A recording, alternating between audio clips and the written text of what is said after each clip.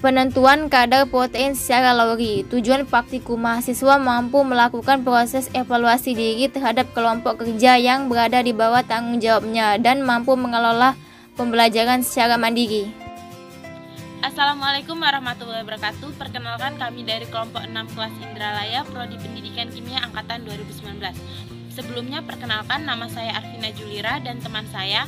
Perkenalkan, saya Mega Wulandari, Prodi Pendidikan Kimia Universitas Sriwijaya. Perkenalkan, saya Nurul Hidayat Humairah. Dasar teori. Penentuan kadar protein dalam suatu bahan makanan ataupun minuman dapat diukur dengan beberapa metode, yaitu metode Biuret, metode Lowry, metode Branford, dan metode BCA. Purwanto 2014. Pengujian kadar protein dilakukan dengan menggunakan metode Lowry. Metode Lowry merupakan uji protein secara kuantitatif secara modern, yaitu dengan spektrofotometer visible. Metode ini digunakan untuk menguji kadar protein terlarut atau protein yang dapat diserap oleh tubuh. Metode Lowry dikembangkan pada tahun 1951 dengan menggunakan reagen pendeteksi Pauling Chiou-Calteu. Reagen ini biasa digunakan untuk mendeteksi gugus-gugus fenolik. Dalam keadaan basa, ion tembaga divalen CO2+ dengan ikatan peptida yang mereduksi CO2+ menjadi tembaga monovalen CO+.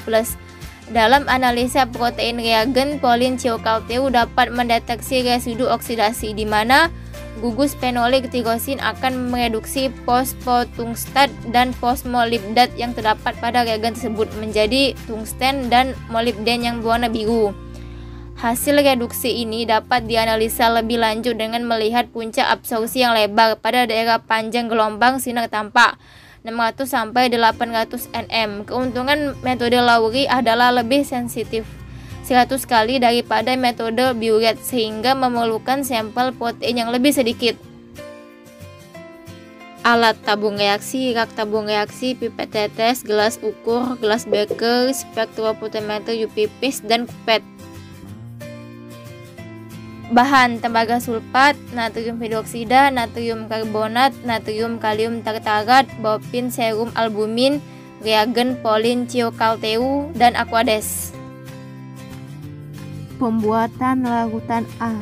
Sebanyak 5 gram natrium karbonat dan 1 gram natrium hidroksida dilarutkan ke dalam 250 ml Aquades.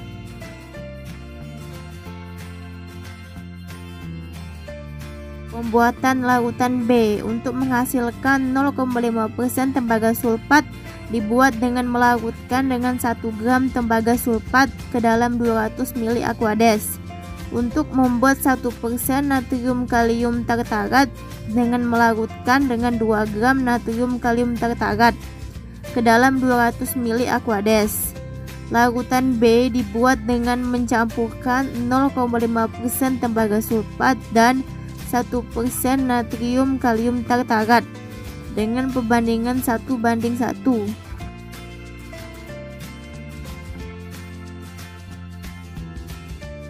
Pembuatan larutan C. Larutan C dibuat dengan mencampurkan 50 ml larutan A dan 1 ml larutan B.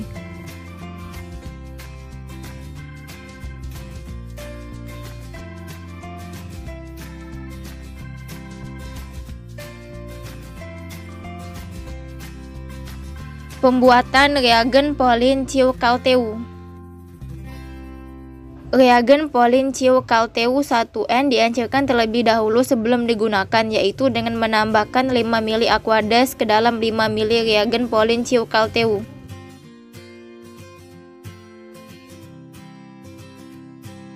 Pembuatan larutan BSA. 2,5 ml larutan standar BSA dengan konsentrasi 1 mg atau mililiter ditambahkan ke dalam 7,5 ml Aquades.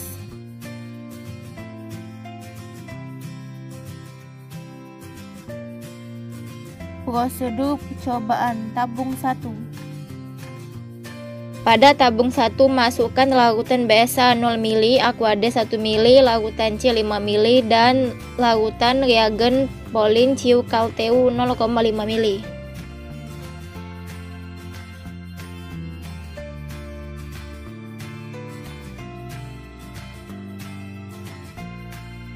Tabung 2. Pada tabung 2 masukkan larutan BSA 0,2 ml, Aquades 0,8 ml, larutan C 5 ml, dan larutan reagen Polin Ciucalteu 0,5 ml.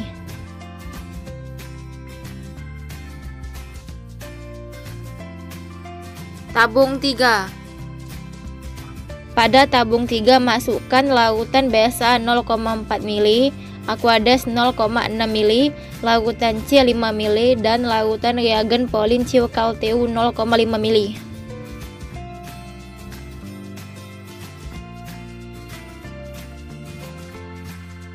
Tabung 4. Pada tabung 4 masukkan larutan BSA 0,6 ml, Aquades 0,4 ml, larutan C 5 ml, dan larutan reagen Polin Ciucalteu 0,5 ml.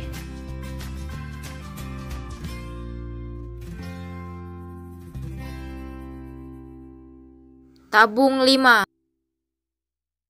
Pada tabung 5 masukkan larutan BSA 0,8 ml, Aquades 0,2 ml, larutan C 5 ml, dan larutan reagen Polin Ciucalteu 0,5 ml.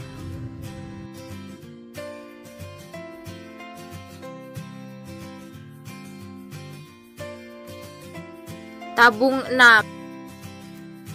Pada tabung 6 masukkan larutan BSA 1,0 ml, Aquades 0 ml, larutan C 5 ml, dan larutan reagen Polin Ciucalteu 0,5 ml.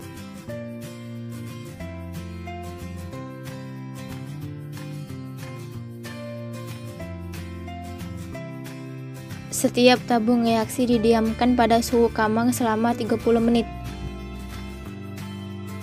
Larutan dari tabung 1. Pada tabung 1 masukkan larutan ke dalam kupet, kemudian aturlah larutan belangko pada absorbansi 0,000 pada panjang gelombang 660 nanometer spektrofotometer UV-Vis.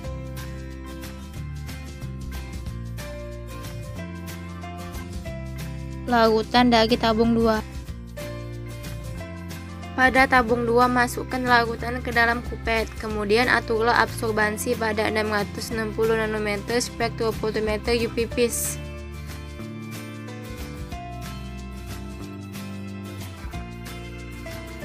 Larutan sebagai belangko. Kemudian aturlah kembali larutan belangko pada absorbansi 0,000 pada panjang gelombang 660 nm spektrofotometer UV-Vis. Larutan dari tabung 3. Pada tabung 3 masukkan larutan ke dalam kupet, kemudian aturlah absorbansi pada 660 nanometer spektrofotometer UV-Vis.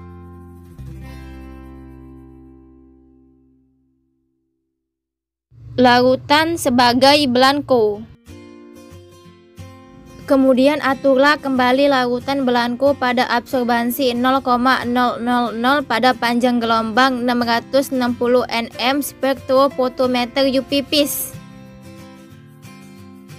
Larutan dari tabung 4.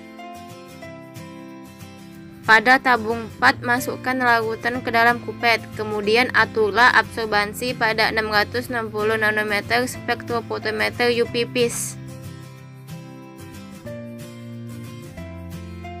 Larutan sebagai belangko. Kemudian aturlah kembali larutan belangko pada absorbansi 0,000 pada panjang gelombang 660 nm spektrofotometer UV-Vis. Larutan dari tabung 5. Pada tabung 5 masukkan larutan ke dalam kupet, kemudian aturlah absorbansi pada 660 nanometer spektrofotometer UV-Vis. Larutan sebagai belangko. Kemudian aturlah kembali larutan belangko pada absorbansi 0,000 pada panjang gelombang 660 nm spektrofotometer UV-Vis. Larutan dari tabung 6. Pada tabung 6, masukkan larutan ke dalam kupet, kemudian aturlah absorbansi pada 660 nanometer spektrofotometer UV-Vis.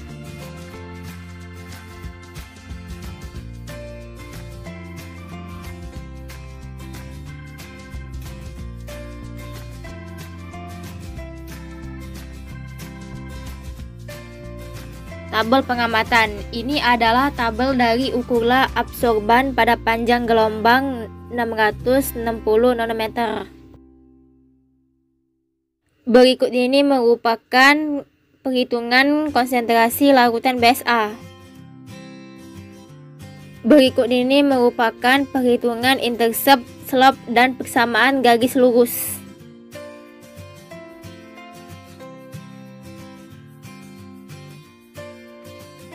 Sehingga rumus persamaan garis lurusnya dapat dirumuskan sebagai berikut.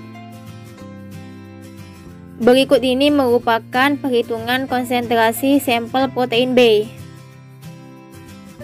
Ini merupakan gambar dari mekanisme reaksi metode Lowry. Berikut ini merupakan kurva standar absorbansi dan konsentrasi. Pembahasan pada pengukuran kali ini, sampel yang digunakan yaitu larutan BSA, bovin serum albumin yang direaksikan terlebih dahulu dengan menggunakan Aquades, reagen Polin-Chiocalteu, dan larutan C. Volume larutan standar BSA yang digunakan berbeda-beda dalam setiap tabung yaitu 0 mili, 0,2 mili, 0,4 mili, 0,6 mili, 0,8 mili, dan 1 mili. Pada hasil pencampuran didapatkan hasil larutan warna biru. Yang semakin tinggi konsentrasi sampel, maka semakin pekat warnanya.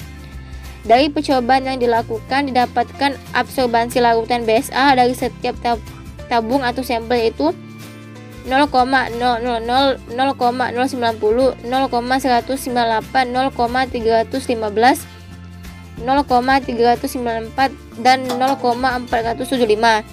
Dari hasil yang didapat terlihat bahwa setiap kenaikan konsentrasi BSA seiring dengan kenaikan absorbansinya ketika dites dengan spektrofotometer. Didapatkan persamaan garis lurus dari perhitungan yang telah dilakukan dengan menggunakan hasil pengamatan untuk mencari konsentrasi dari sampel protein B. Persamaannya yaitu Y sama dengan 0,00195X plus 0,00219, dan dengan menggunakan persamaan tersebut didapatkan konsentrasi sampel protein B sebesar 85,06 mikrogram dengan absorbansinya 0,170. Kesimpulan. Berdasarkan hasil percobaan, dapat disimpulkan bahwa metode Lowry dapat digunakan untuk penentuan kadar protein. Pada setiap kenaikan konsentrasi sampel, maka akan terjadi kenaikan pula pada nilai absorbansinya. Konsentrasi sampel protein B yang diketahui absorbansinya 0,170 yaitu sebesar 85,06 mikrogram. Persamaan garis lurus yang didapat setelah perhitungan menggunakan hasil percobaan yaitu Y sama dengan 0,00195X plus 0,00219. Terima kasih telah menyaksikan video kami, semoga bermanfaat.